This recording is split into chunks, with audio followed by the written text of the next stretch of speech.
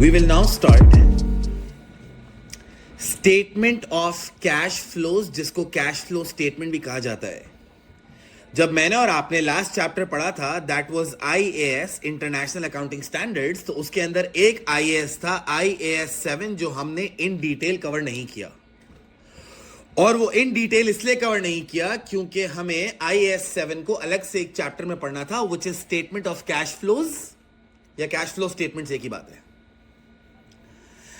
एक बात आपको बताता चलूं कि जब मैंने और आपने IAS 1 पढ़ा था, जिसको हम प्रेजेंटेशन ऑफ फाइनेंशियल स्टेटमेंट्स कहते हैं, तो IAS 1 presentation of financial statements ये कहता था कि किसी भी कंपनी के लिए ये मैंडेटरी है कि जब वो अपने फाइनेंशियल स्टेटमेंट्स प्रिपेयर करे और प्रेजेंट करे तो उसमें 5 चीजें होना जरूरी है। Income statement, statement of changes in equity, SOFP, statement of financial position, and the fourth one is statement of cash flows. यानी it is mandatory by IAS 1 कि जब कोई भी कंपनी अपनी फाइनेंशियल स्टेटमेंट्स बनाएगी तो वो स्टेटमेंट ऑफ कैश फ्लो बनाएगी। ठीक हो गया पहली बात। तो statement of cash flows is IAS 7 और IAS 7 ये बताता है कि स्टेटमेंट ऑफ कैश फ्लोज या कैश फ्लो स्टेटमेंट बनती कैसे है। Before I jump into statement of cash flows, एक बात अपने जहन में बिल्कुल क्लियर कर लो, सिंपल। अगर एक बिजनेस बहुत ज्यादा प्रॉफिटेबल होता है तो इट इज रीजनेबल टू से कि कोई भी बंदा बोलेगा इसकी लिक्विडिटी पोजीशन अच्छी होगी, इसका कैश फ्लो अच्छा होगा। और अगर एक बिजनेस की प्रॉफिटेबिलिटी कम है तो लोग समझते हैं कि इसकी लिक्विडिटी खराब होगी या इसका कैश फ्लो बहुत कम होगा। हाउएवर ऐसा नहीं है।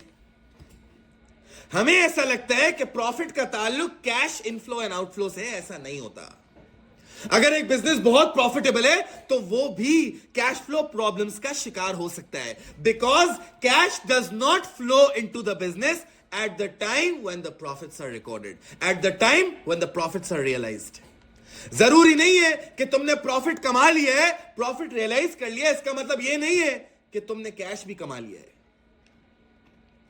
फॉर एग्जाम्पल, अगर एक बिजनेस ने क्रेडिट सेल की है $1 मिलियन की, तो वो क्रेडिट सेल है ना, उसको सेल में रिकॉर्ड करोगे ना, उसको इनकम स्टेटमेंट में डालोगे। लेकिन अगर वो $1 मिलियन मुझे मिला नहीं है तो इसका मतलब यह है कि my profit is not equal to my cash in hand. Please learn to understand कि किसी भी बिजनेस का प्रॉफिट और उसका कैश इन हैंड सेम नहीं हो सकता। अगर मेरी इनकम स्टेटमेंट $5 मिलियन का प्रॉफिट दिखा रही है तो मेरे पास $5 मिलियन कैश नहीं है, नहीं हो सकता। My profit and my cash is not same. मैं आपको उसके पीछे एक बेसिक रीजन बता देता हूं। आपको पता है, income statement is based on the accruals concept. Income statement accrual concept पे बनती है ना, कि gains are recorded once they are realised, expenses are recorded regardless of the payment.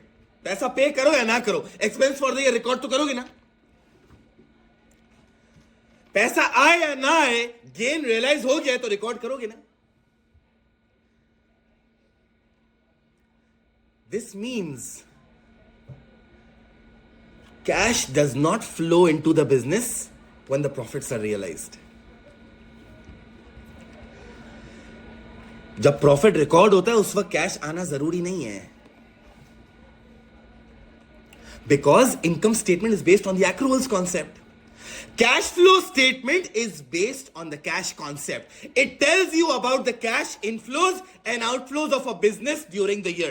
एक साल में बिजनेस ने कितना पैसा इनफ्लो हुआ है और कितना पैसा आउटफ्लो है. It is based on the cash concept. And it is mandatory by the IAS, International Accounting Standard 1, Presentation of Financial Statement कहते हैं कि कैश फ्लो स्टेटमेंट बनाना मैंडेटरी है, जरूरी है.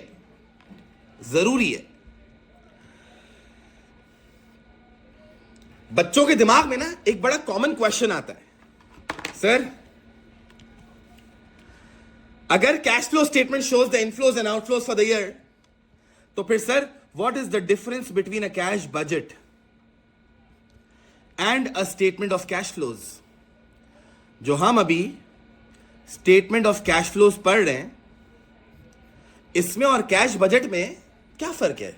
हमने कैश बजट पढ़ा था ना बजटिंग में, shows the inflows and the outflows.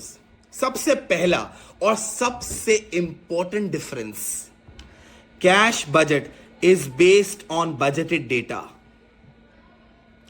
ये बजटेड डेटा पे बेस्ड होता है कि आने वाले सालों में कितना इनफ्लो और आउटफ्लो होगा।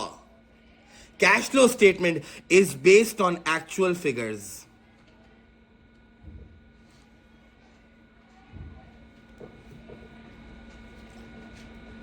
is based on actual figures. Cash budget is not mandatory by the IAS. It's not mandatory by IAS. IAS ने इसको mandatory नहीं किया है. Statement of cash flow is mandatory by the IAS.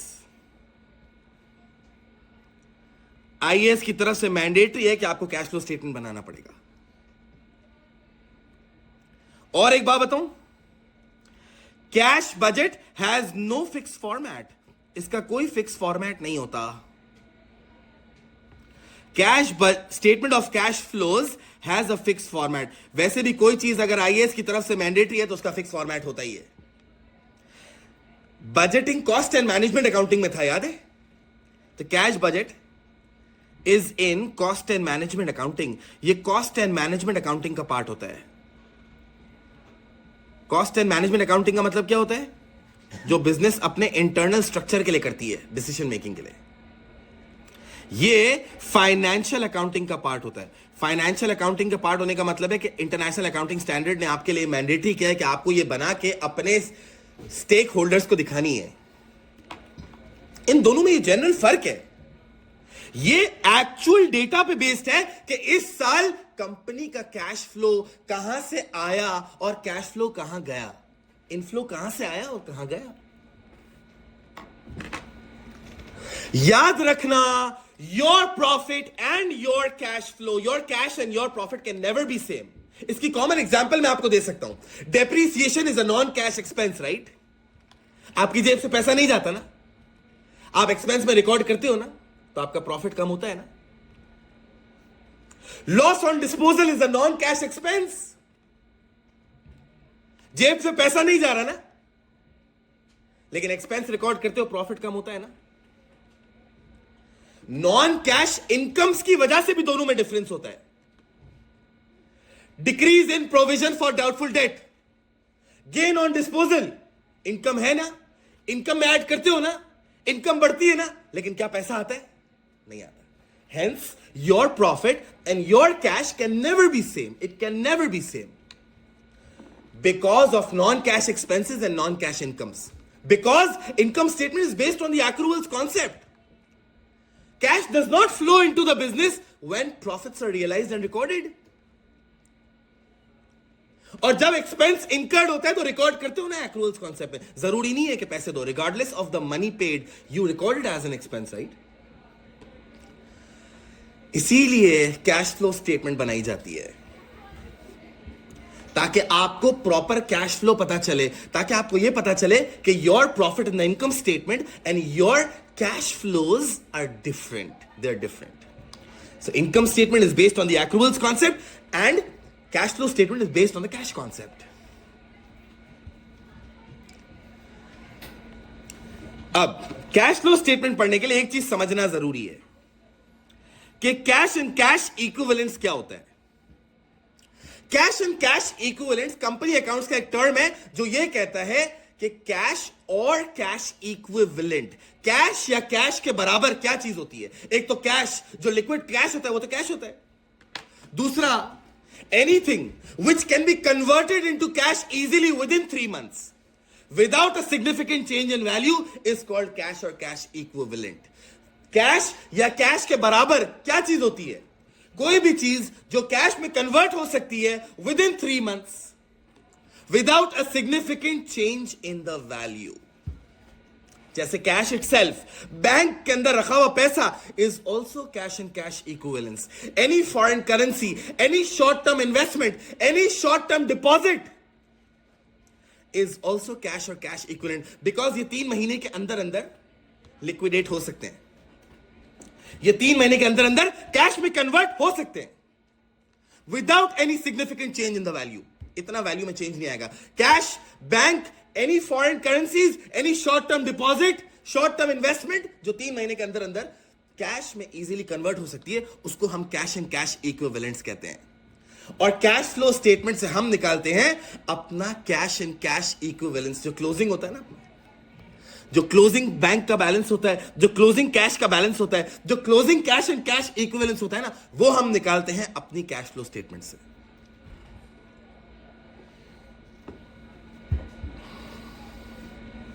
Clear हो गई बात? Cash flow statements help you in calculating the closing cash and cash equivalence. Cash and cash equivalence क्या होता है? जो कैश है कैश के बराबर होता है. For example, cash in hand, bank, foreign currencies, short term deposits, short term investments with in 3 months जो इजीली कन्वर्टेबल हो कैश में. नॉर्मली आपके क्वेश्चन में 2 ही चीजें होती हैं. कैश और बैंक को मिला के कैश एंड कैश इक्विवेलेंस कहते हैं.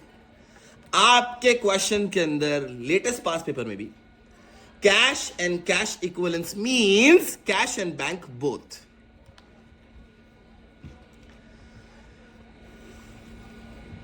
राइट? अब कैश फ्लो स्टेटमेंट का जब क्वेश्चन आएगा ना बेटा, जिंदगी में हमेशा याद रखना, जब कैश फ्लो स्टेटमेंट का क्वेश्चन आएगा तो जो कैश फ्लो स्टेटमेंट आप बनाते हो ना बेटे, the cash flow statement that you make, the cash flow statement that you draw, मैं आपको स्क्रीन पे दिखा भी देता हूं. This is what a cash flow statement looks like. ये हम पूरा सीखेंगे इंशाल्लाह. बट जो कैश फ्लो स्टेटमेंट आपके सामने मैंने भी रखी है, let me tell you, this cash flow statement, जिसको हम स्टेटमेंट ऑफ कैश फ्लो भी कहते हैं, a cash flow statement comprises of 3 activities. एक कैश फ्लो स्टेटमेंट बताता है कि बिजनेस का कैश इनफ्लो और आउटफ्लो 3 बड़े रीजंस की वजह से होता है, 3 एक्टिविटीज की वजह से होता है. एक को कहते हैं cash flow from operating activities, एक को कहते हैं cash flow from investing activities, एक को कहते हैं cash flow from financing activities. कि किसी भी कंपनी का कैश फ्लो 3 रीजंस की वजह से होता है पूरे साल में. एक, cash flow from operating activities, जो बिजनेस की normal day to day operational transactions होती है ना, गुड्स बेचे, गुड्स खरीदे, इंटरेस्ट पे किया, इन्वेंट्री बेची, रिसीवेबल को पे किया, रिसीवेबल से पैसे लिए, पेबल को पे किया. ये जो normal day to day ordinary transactions होती है ना, जो ऑपरेशनल ट्रांजैक्शंस होती हैं, उससे जो कैश फ्लो जनरेट होता है उसको हम कहते हैं cash flow from operational activities या cash flow from operating activities. याद है हम एक इनकम स्टेटमेंट बनाते हैं, याद है ना, मैं और आप एक इनकम स्टेटमेंट बनाते हैं एक कंपनी की. तो कैसे बनती है? Sales minus cost of sales is gross income. फिर ग्रॉस इनकम में आप add income other than sales करते हो. फिर आप नीचे से एडमिन एक्सपेंसेस माइनस करते हो. फिर आप selling and distribution expenses minus करते हो. तो आपके पास ऑपरेटिंग प्रॉफिट आता है, याद है ना, आपके पास ऑपरेटिंग प्रॉफिट आता है. आपको पता है ये जो एडमिन एक्सपेंसेस और सेलिंग एंड डिस्ट्रीब्यूशन एक्सपेंसेस है, इसको मिला के क्या कहते हैं? एक वर्ड, ऑपरेटिंग एक्सपेंसेस. क्या कहते हैं? Operating expenses. ये जो आपका बिजनेस का ऑपरेटिंग प्रॉफिट होता है ना, ये ऑपरेटिंग प्रॉफिट आता है because of operational activities, right? तो cash flow from operating activities ये बताता है कि आपने जो ऑपरेशंस किए हैं, जो आपने normal day to day transactions किए, उससे आपने कितना कैश फ्लो जनरेट किया है. ये जो आपका ऑपरेटिंग प्रॉफिट आया है ना, ये ऑपरेटिंग प्रॉफिट, ये तो प्रॉफिट है ना. मैंने क्या बोला था? Can profit be equal to cash? No. तो जो ऑपरेटिंग प्रॉफिट आया है, इस ऑपरेटिंग एक्टिविटीज की वजह से आया ना, तो इन ऑपरेटिंग एक्टिविटीज की वजह से कितनी कैश जनरेशन हुई है, क्योंकि profit and cash can never be equal, right? तो वी जस्ट कैलकुलेट कि जो ऑपरेटिंग प्रॉफिट हमारा आया है, ये तो प्रॉफिट है, कैश तो नहीं है। तो इन ऑपरेशनल एक्टिविटीज की वजह से कितना कैश जनरेट हुआ है, this is called cash flow from operating activities. फिर एक चीज होती है जिसको हम कहते हैं cash flow from investing activities.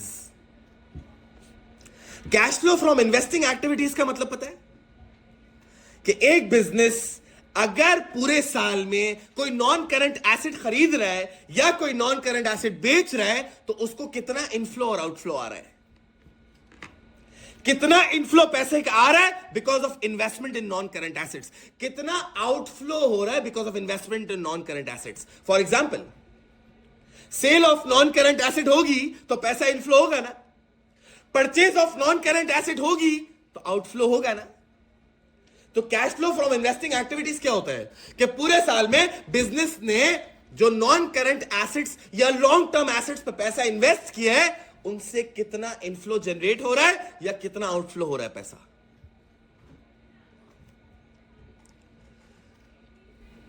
It's simply the purchase and sale of non current asset. या अगर मेरी कंपनी ने किसी और कंपनी के शेयर्स लिए हुए, तो उससे जो रिटर्न आ रहा है, तो ये मेरी इन्वेस्टमेंट है ना मेरी कंपनी की। अगर मेरी कंपनी ने किसी और कंपनी के शेयर्स लिए हुए तो ये इन्वेस्टमेंट है ना, तो उससे जो पैसा आ रहा है वो भी इन्वेस्टिंग एक्टिविटीज में आएगा। लेकिन मोस्टली आपके पेपर के क्वेश्चन के अंदर investing activity means the purchase और sale of non current assets. जो लॉन्ग टर्म एसेट्स होते हैं आपके, plant and machinery, motor vehicle, furniture वगैरह वगैरह। तीसरा is cash flow from financing activities. Cash flow from financing activities का मतलब पता है कि एक बिजनेस अपनी कंपनी का फाइनेंस कैसे रेज करता है, अपनी कंपनी का कैपिटल कैसे रेज करता है, या जो चेंजेस इन कैपिटल है, जो चेंजेस इन फाइनेंस है, वो क्या है। For example, issue of shares, share issue करोगे पैसा आएगा। For example, issue of debenture, issue of loan, पैसा आएगा ना, कैपिटल रेज हो रहा है, ये सब इनफ्लो है। अच्छा, अगर रीपेमेंट ऑफ लोन है या रीपेमेंट या रिडेम्पशन ऑफ डिबेंचर है, रिडेम्पशन ऑफ डिबेंचर का मतलब होता है रीपेमेंट ऑफ डिबेंचर, तो पैसा जाएगा ना। अच्छा, जो मेरे ऑर्डिनरी शेयर होल्डर्स हैं उनको जो मैं डिविडेंड दूंगा, वो भी तो फाइनेंसिंग एक्टिविटीज में आएगा। डिविडेंड्स पेड, कि मुझे फाइनेंस किसने किया, शेयर होल्डर्स ने, तो मैं उनको आउटफ्लो पैसे दे रहा हूं, डिविडेंड्स दे रहा हूं। The entire cash flow statement of a company comprises of 3 major activities. पूरे साल की ऑपरेशनल यानी operating activities, day to day, investing, sale and purchase of non current asset, financing, issue of shares, issue of debentures, repayment of debentures, redemption of debentures, repayment of bank loan, dividends paid. जो finance होता है ना, आपका company capital कैसे raise करती है, उसकी वजह से जो इनफ्लो एंड आउटफ्लो हुआ है, that particular thing is called financing activities. और आप ये देख सकते हो, जब हम पढ़ेंगे तो मैं आपको दिखाऊंगा कि your entire cash flow statement comprises of 3 major activities: cash flow from operating activities, cash flow from investing activities, cash flow from financing activities. ये 3 मेजर एक्टिविटीज हैं जिससे एक कंपनी के पूरे साल का कैश फ्लो ड्राइव आउट होता है। और याद रखना, स्टेटमेंट ऑफ कैश फ्लो है, it's based on the cash concept, cash inflows and outflows. Cash inflow हो रहा है, पॉजिटिव ऐड होता है, कैश आउटफ्लो हो रहा है, नेगेटिव जा रहा है, right right okay. One major thing which people need to understand here, एक बहुत मेजर चीज है जिस पे लोगों को फोकस करना है, and that is, I just want to show you guys that your cash flow statement always starts from the operating profit. आपकी कैश फ्लो स्टेटमेंट हमेशा ऑपरेटिंग प्रॉफिट से निकलती है, हमेशा, राइट? तो मैं इंशाल्लाह जो अभी नेक्स्ट क्लास होगी उसमें आपको सिखाऊंगा how to calculate operating profit, क्योंकि क्वेश्चन के अंदर नॉर्मली ऑपरेटिंग प्रॉफिट नहीं दिया हुआ होता। जिस ऑपरेटिंग प्रॉफिट से हम अपनी कैश फ्लो स्टेटमेंट स्टार्ट करते हैं ना, वो ऑपरेटिंग प्रॉफिट नॉर्मली क्वेश्चन के अंदर नहीं दिया हुआ होता। So there is a series of important things जो मुझे आपको बतानी है कि ऑपरेटिंग प्रॉफिट कैसे कैलकुलेट होता है। नॉर्मली ऑपरेटिंग प्रॉफिट जिससे मेरी कैश फ्लो स्टेटमेंट स्टार्ट होती है ना, वो नहीं दिया हुआ होता। तो हम पहले ये सीखेंगे कि अगर क्वेश्चन में ऑपरेटिंग प्रॉफिट नहीं दिया हुआ तो वो कैसे कैलकुलेट होगा। ठीक है इंशाल्लाह।